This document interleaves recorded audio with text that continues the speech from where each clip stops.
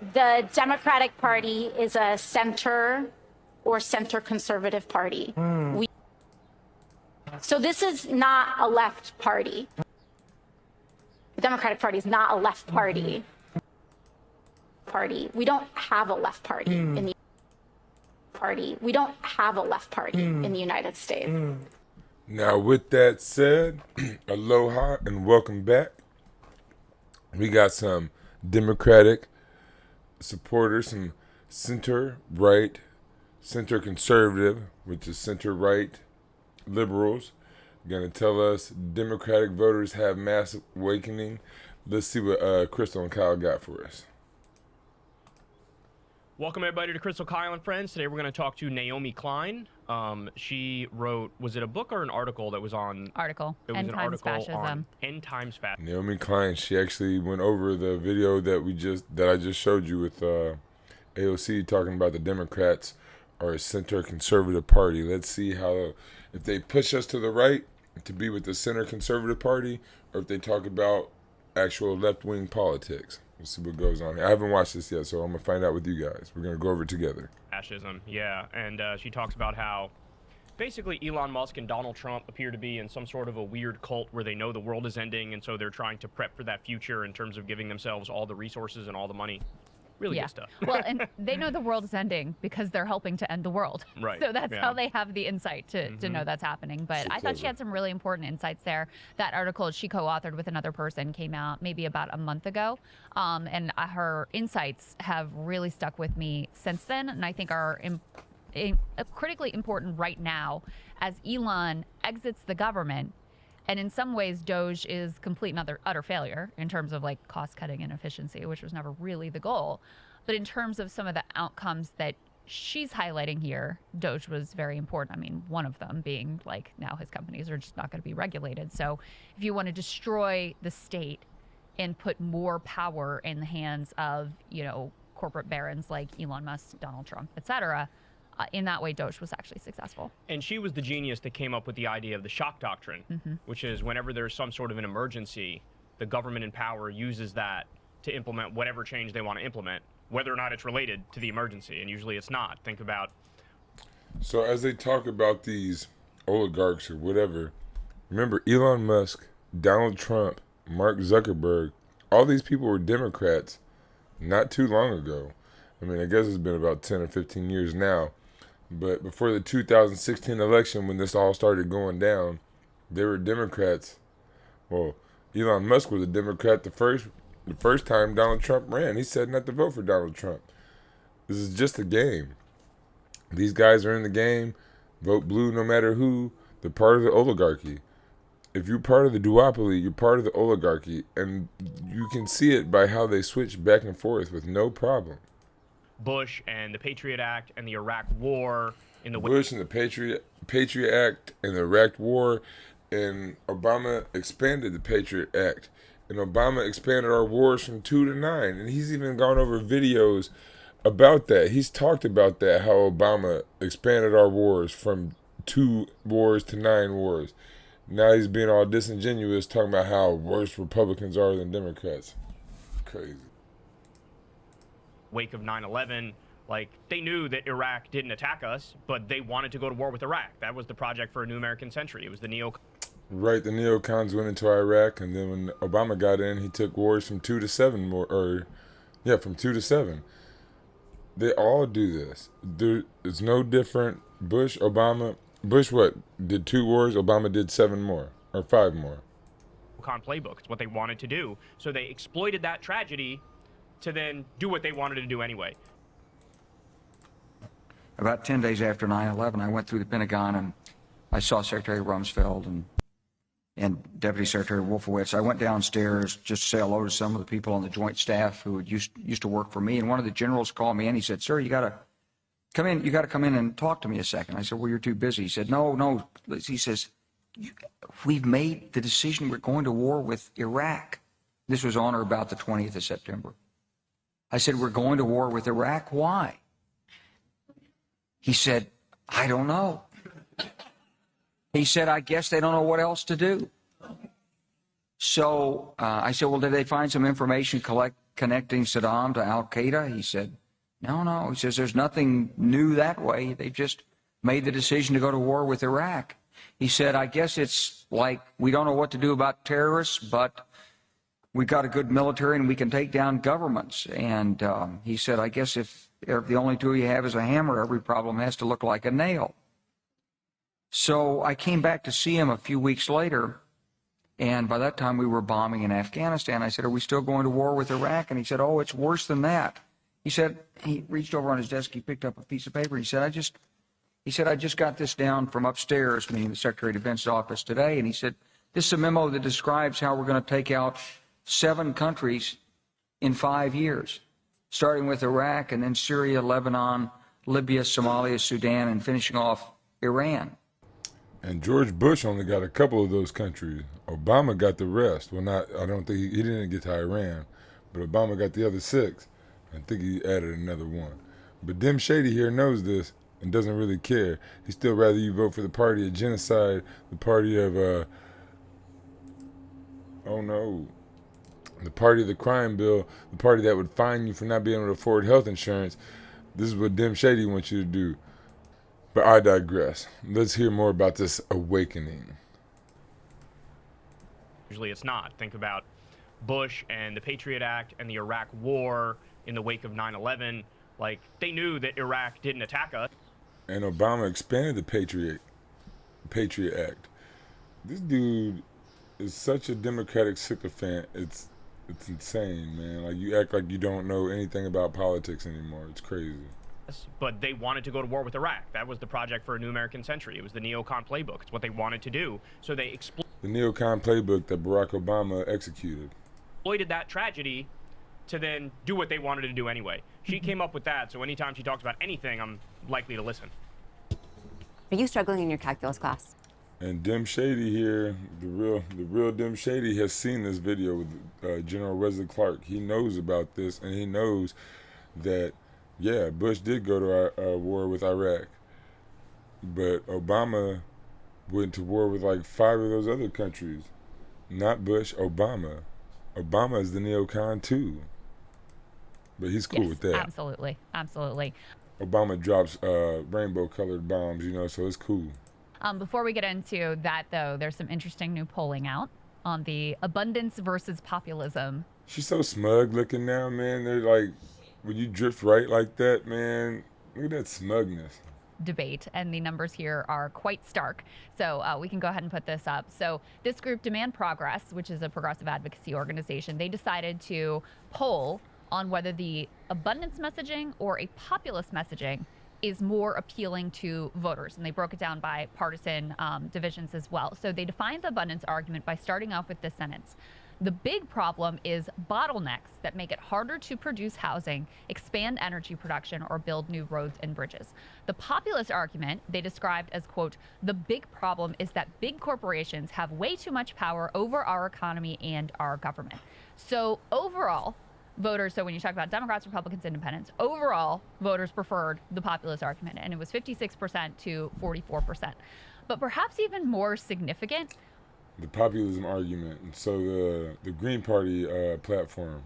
When you're considering, the context of like an intra-Democratic Party debate at this point, there was an overwhelming preference for the populist argument here. You had 59% of Democrats who preferred the populist argument versus just 17% on the abundance one. So you guys just need to go to the Green Party.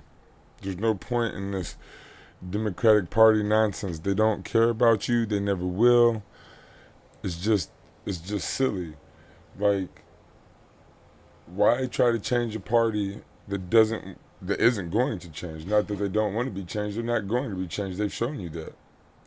And actually, the numbers for independents. 17%? 17, wow. 17. Yes.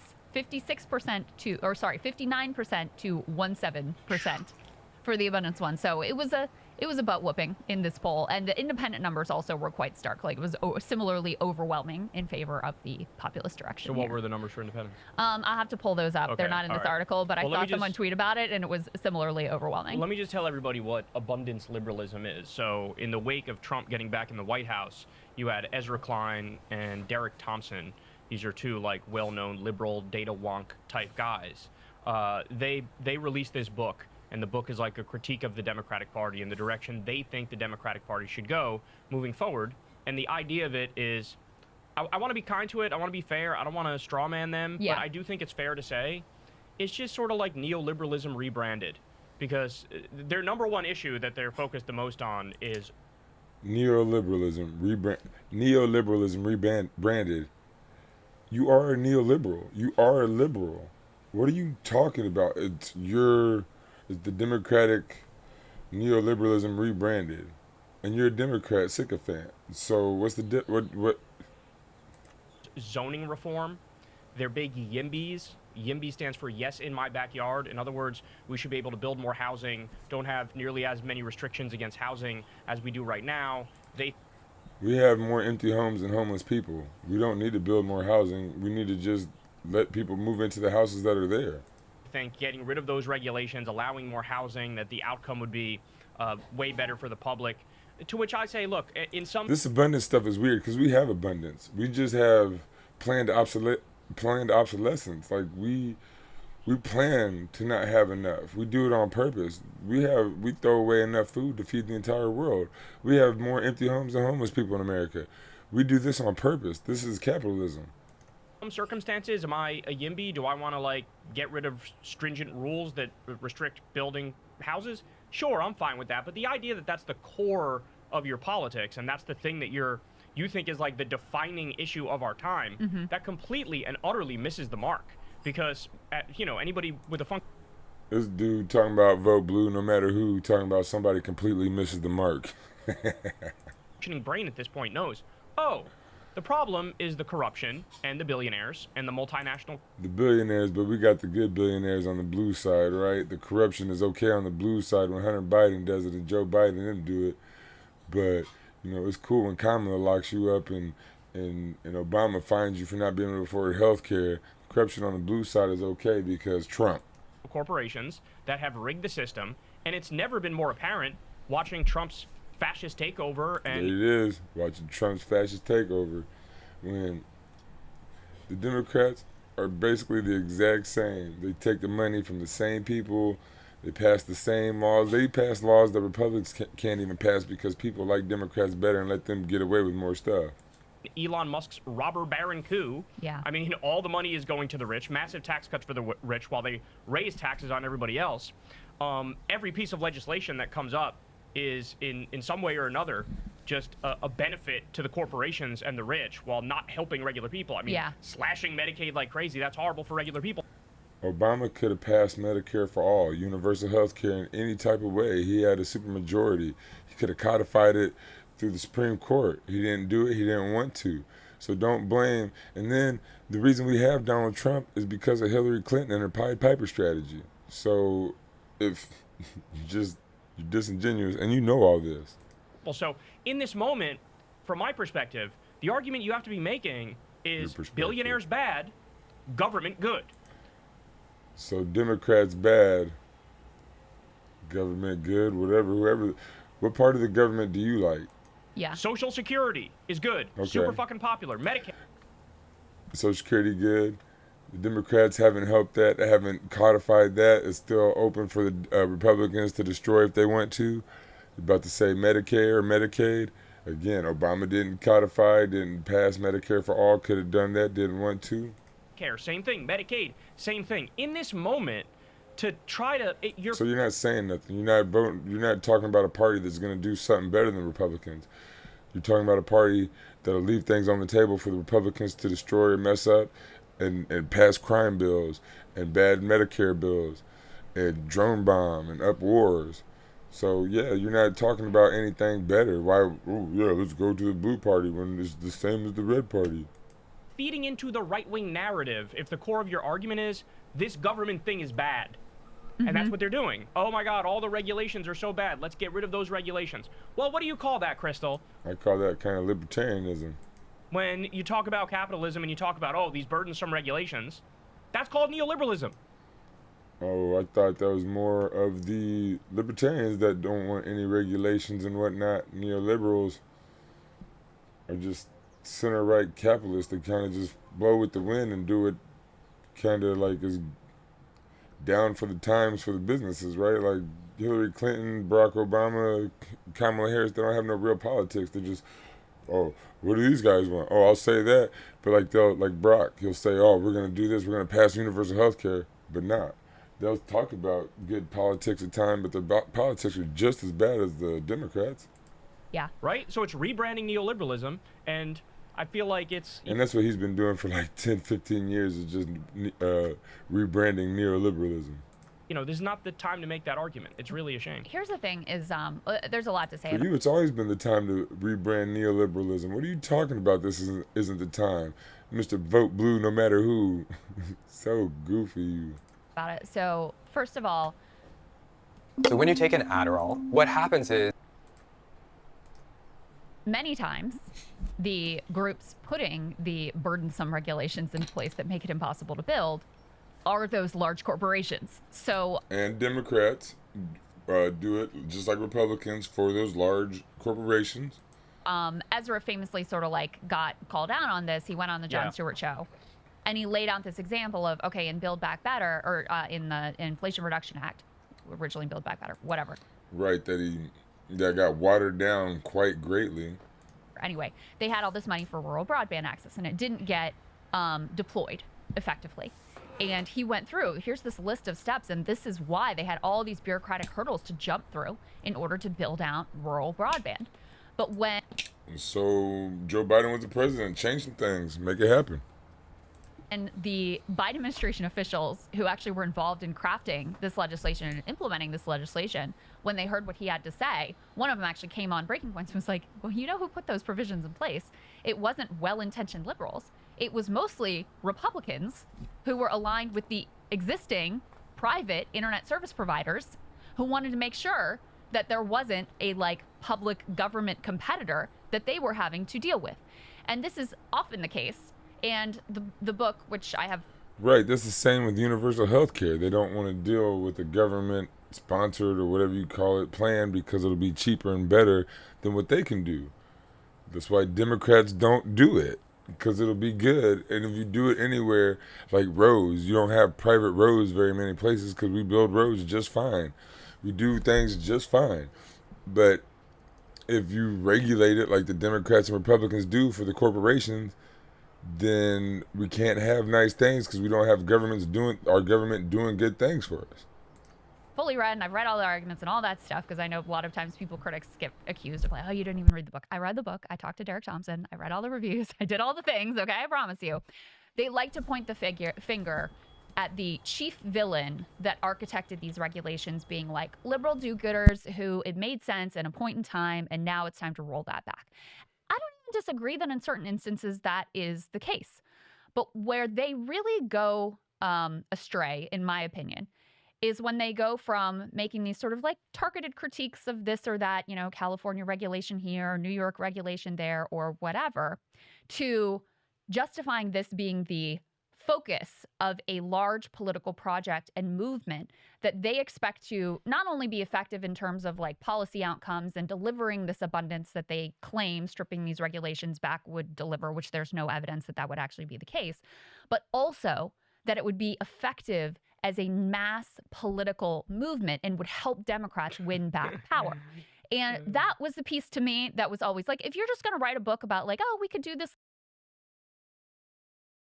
So just get rid of a bunch of regulations, all the regulations, so that corporations can do whatever they want, buy whatever they want, build wherever they want, and poison us and stuff like back in before the 70s or whatever. Like, that doesn't sound helpful. And then how are you going to have anything talking about abundance that doesn't talk about the Venus Project? Like I said, there is abundance on our Earth. We have it. All we need to do is organize it.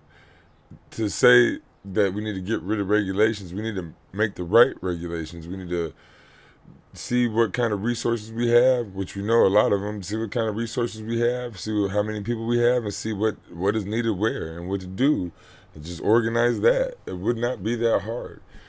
Making regulations just like corporations build what they want, where they want, is not going to help people. It never has and never will. little YIMBY reform here. We could do this little, okay, fine, no problem. Where people really objected was when this is being crafted as like, this is the answer to Democrats' problems. And instead of rallying around this anti-oligarchy message that is clearly working and people are clearly responding to, instead of that, the anti-oligarchy message, which people are clearly responding to, is the message of the Green Party. The Democrats are using it right now, but they're not going to do nothing with it. They're not going to do nothing with the people who want anti-oligarchy stuff. They're not going to go against their handlers.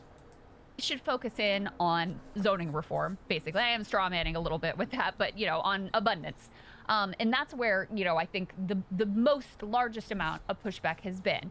And these numbers demonstrate that, you know, as a political project, as an attempt for Democrats to win back political power, this is a dud. Okay, so a few things. First of all, this is very top down. This is not organic. Mm-hmm. This is top down. It's Ezra This is very top down. That's exactly what America is all about, top down. Klein, it's Derek Thompson. They're funded by these Democratic think tanks. This is an attempt to come up with an ideology and sort of superimpose They're divided by, or they're funded by the think tanks that you support. it on what's actually bubbling in the grassroots right now. So that's the first point. It's definitely top down. It is not grassroots. It's not like the anti-oligarchy tour. It's not like the anti-oligarchy tour. It's not like the Green Party, right? It's not like what the people really, really want. It's like the Democratic Party where you get somebody like Hillary Clinton or Barack Obama or Joe Biden. You know. It's not like the shit like Tim Walz is saying at these town halls calling ICE the Gestapo, where they're really tapping into what's happening with the base. Saying words. Right? That's first point. Second point is, it's not new. Can we stop pretending like this is new? I mean, man, I've been yelling that for years. Can we stop pretending like this is new? Like they act like, oh my God, Trump is something new. These guys are something new. This is the same song and dance, changing words. It's the new neoliberalism again. Right. The right, these center-right cats like him, and the far-right people, they break words, change words so that the left can't communicate. So it's hard for the people to come together and get things done. Because now we got the new neoliberals.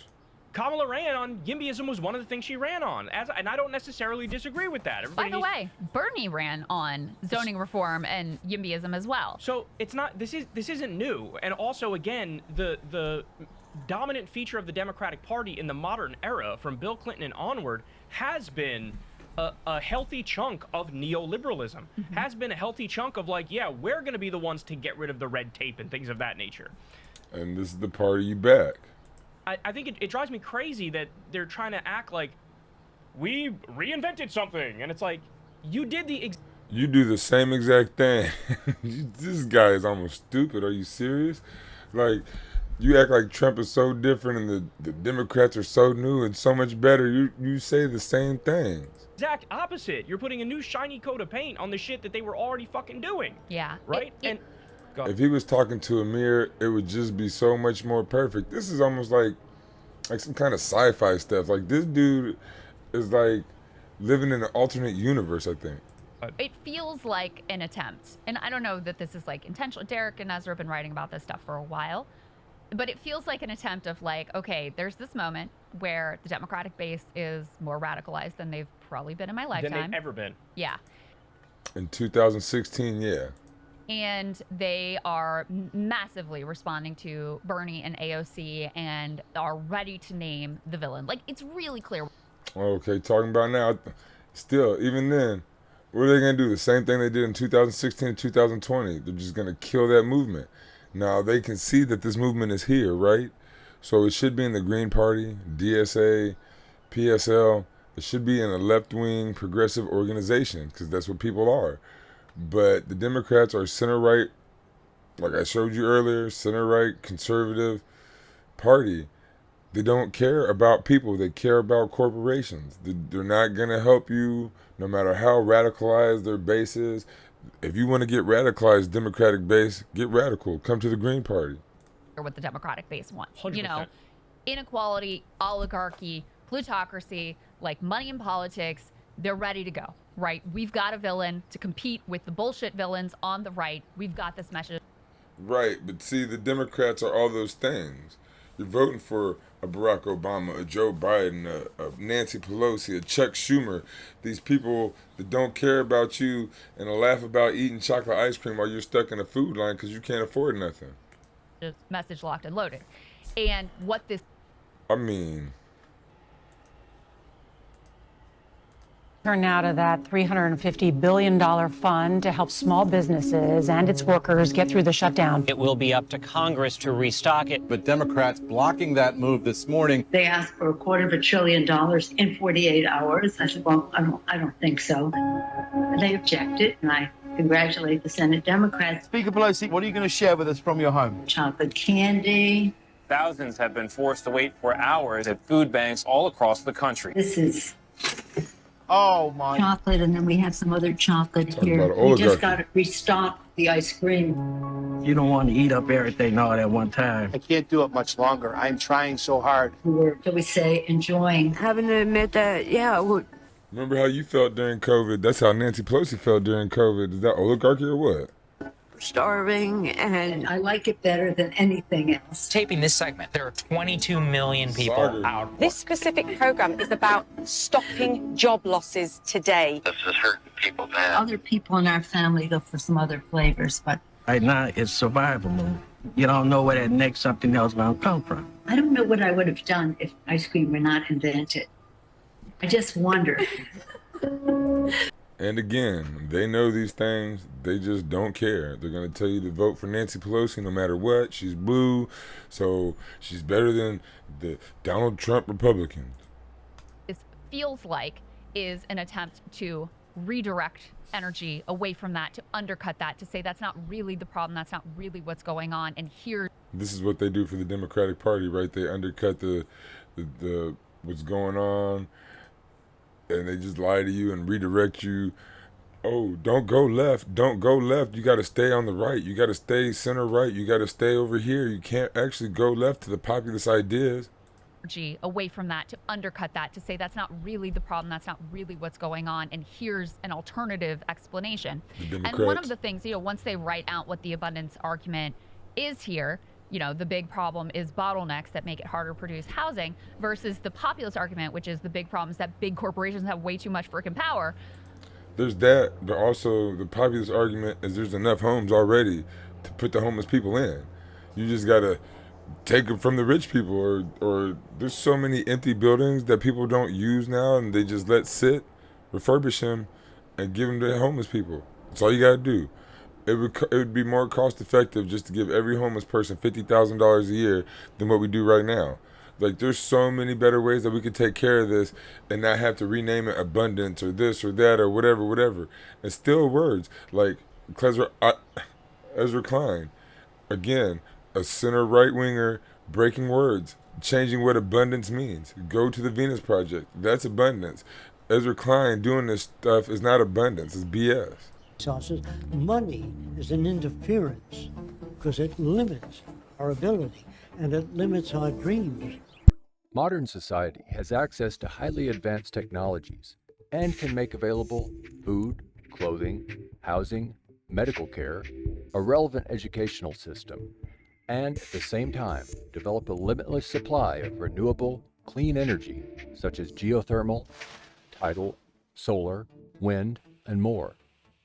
The solutions lie in the intelligent and humane application of science and technology and more appropriate resource management in order to supply goods and services to everyone equitably, enabling the entire global population a very high standard of living. We don't have enough money to accomplish this, but we do have enough resources. If we initiate what Jacques Fresco calls a resource-based economy. This is where all goods and services are available to everyone without money, credit, barter, or servitude of any kind. For this to be attained, all resources must be declared as the common heritage of all the Earth's people. Again, the link will be in the description, but that is an abundance economy, an abundance society. Not just deregulating things so that corporations can do what they want. I mean, even when you just read it out, anyone with 3 brain cells will see which one is more not only politically potent, but which one has more explanatory power for understanding the actual world that we live in and the problems that we are facing, especially at a time when you do have Trump in the White House and you do have the, like a dozen billionaires. TDS and a dozen billionaires that would have been given to the Democrats. Elon Musk and Zuckerberg and Trump were all Democrats not too long ago. Who were in his cabinet, and this alliance with the MAGA right and the tech right and these tech barons who, you know, it's very appropriate to the Naomi Klein conversation. And the Democratic right. Who are literally trying to take over not only the country but the world.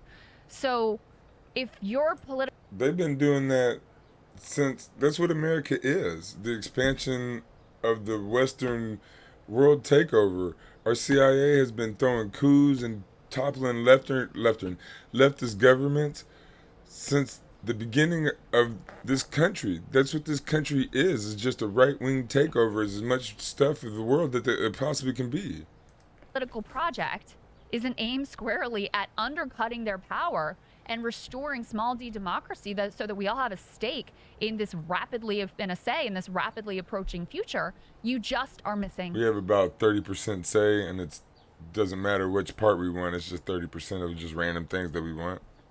But they know that. So again, you read the book, you see some things, you're like, oh, sure, you know, like do that zoning reform here, do that, you know, let's figure out how we can get the high-speed rail done. I'm all on board with that.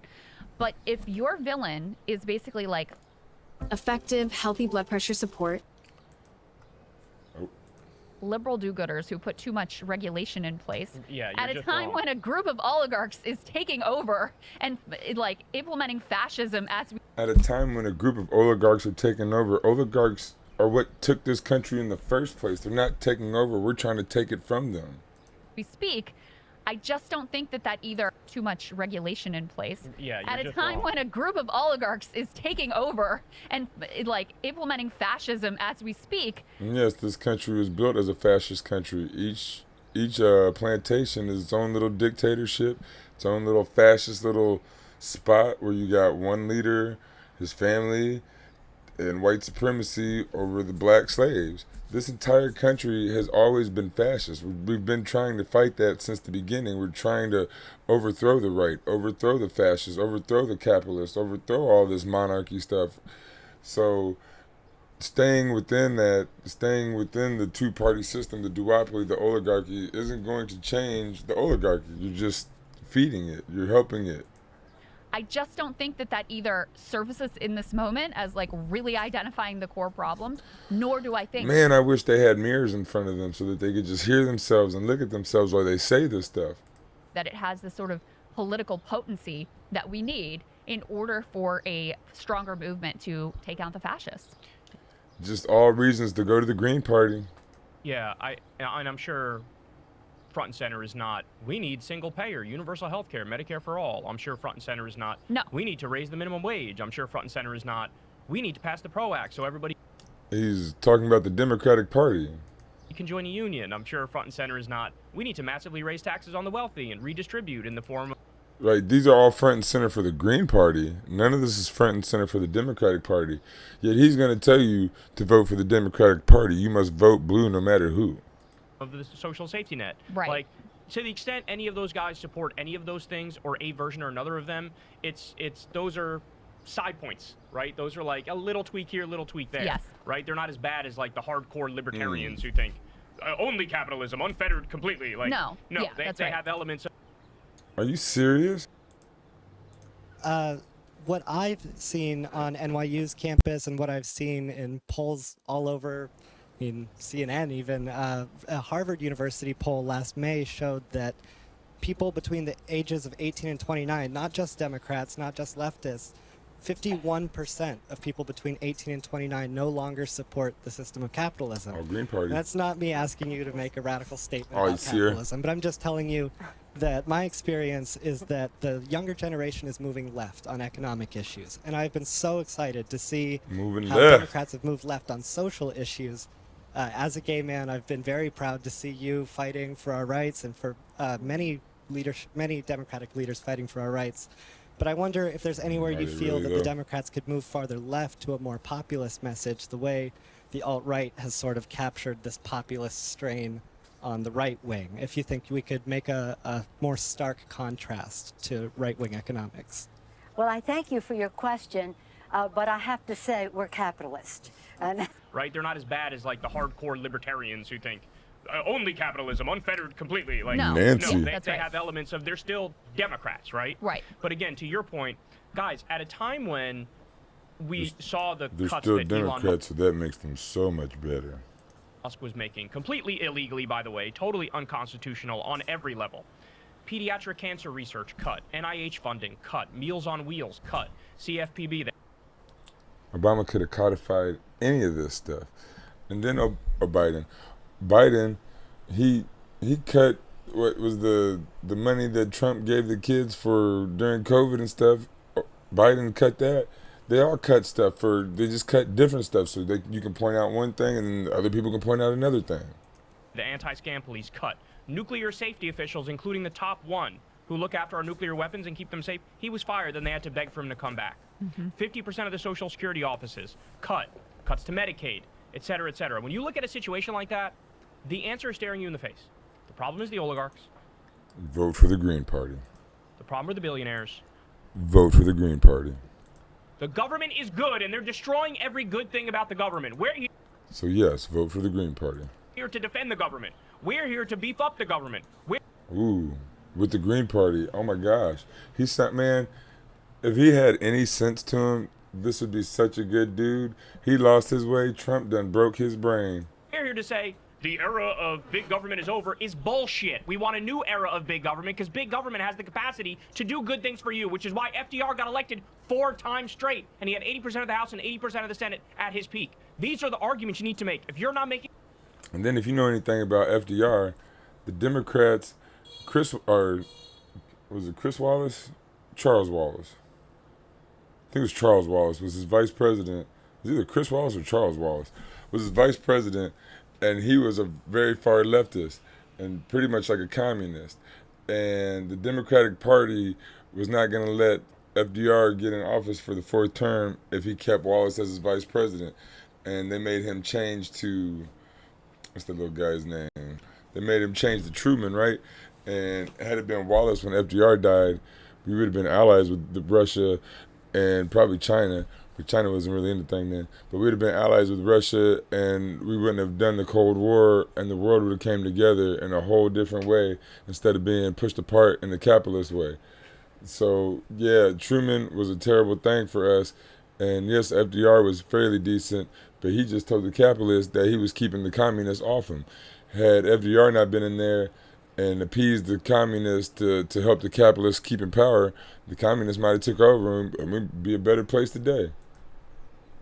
that argument, take a back seat, which leads to my final point, which is, look, if you're attacking Trump right now, the main villain, I'm willing to be in a big tent umbrella with you where we're roughly on the same. If you have TDS, if all you can see is Orange Man bad, I'm willing to be in a big tent with you. What kind of dumb stuff? I'm totally fine with that. But the next time Democrats get back in power, let's not pretend like you're working on some new shit and it wasn't the case for the Democratic Party since the fucking 1990s. You've had your go. Now, you get in the back seat and let the leftists drive. Let the progressive... Wow. I wish he had a mirror right in front of him right now. You get in the back seat, let the leftists drive. This is a liberal hollering at, this is a center-right liberal yelling at right-wingers to let the leftists drive. Okay, I agree with that, but are you getting in the back seat, Deminem? Progressives drive. Let the social democrats drive. Because, guess what? No, not the liberals. The leftists, the progressives, not social democrats. There's a difference. See, that's why we call you Dim Shady. There's going to be way better results with them in charge, as there always is. There's a reason why AMLO was as popular as he was, and Claudia Sheinbaum is as popular as she is. There's a reason why Lula in Brazil is as... Yeah, because they actually pass leftist politics. They don't just talk lefty. That's why the Democrats are not popular here, because they talk leftist politics but don't pass leftist politics. There's a difference in what you say and what you do. Your effective politics are far different than then what you say your talking point politics are. Popular as he is. Right. Because when you actually fundamentally deliver, believe in the power of government to do good, and Right, when you deliver, when you pass leftist politics, unlike the Democrats. So you're just telling people to vote for people who say leftist stuff, not people who do leftist stuff. So people who say leftist stuff aren't leftists. They're just liberals pretending. that done, then people love you, right? And that's why that poll is as devastating as it is. And it just feels, to your point, like this is very, very top down, very funded by big money Democrats. It's a way to say, no. Very funded by big money Democrats. Who's going to tell you to vote for? No. Don't blame the oligarchs. Don't blame the billionaires. Just come back over here nice to a, like a softer pro-capitalist version of democratic politics. And it's like, They don't even lie. Nancy Pelosi just said, we are capitalists. That's what they are. Sorry, bro. It's all so obvious to us now what's going on. It's time to change. Oh, now it's obvious to you, Deminem, Mr. Shady. Are you serious? But you're still going to tell people to vote Democrat. So it's not that obvious to you, my guy.